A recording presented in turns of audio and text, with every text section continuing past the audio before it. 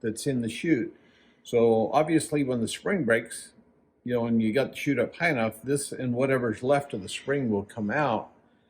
And depending on what style you've either got the chain link welded on there and you have to split the spring to get it on, or the new style, you just have to replace the bolt.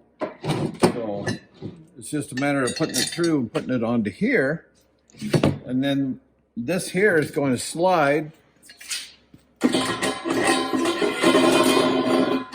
Now the jack tube is already in the chute. And all you've really done is take and put a small bolt through here so that the spring, you can still pull it up here, because the bolt that goes through holds the spring on the chute will show you that hole is actually up here. It's not down here. This one just holds this from sliding out of the chute while you're replacing the spring. So let's go over here to the chute. So what we're going to do is take a rope, run it down through the jack tube, hook onto the spring,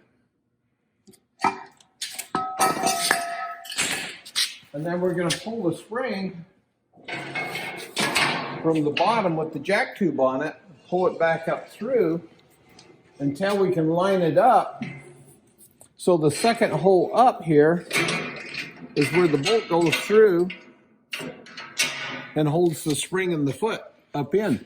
But it's easier, rather than trying to lift here, go up and over your jack shaft, so you can just pull down and then push your bolt through. But you can see,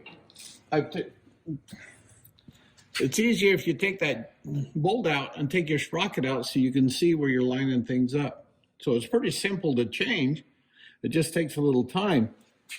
Now, if your jack foot is stuck inside your other tube, you've got to put your bolt in, your little bolt here, and then you've got to beat that down off to get this to come out of the chute.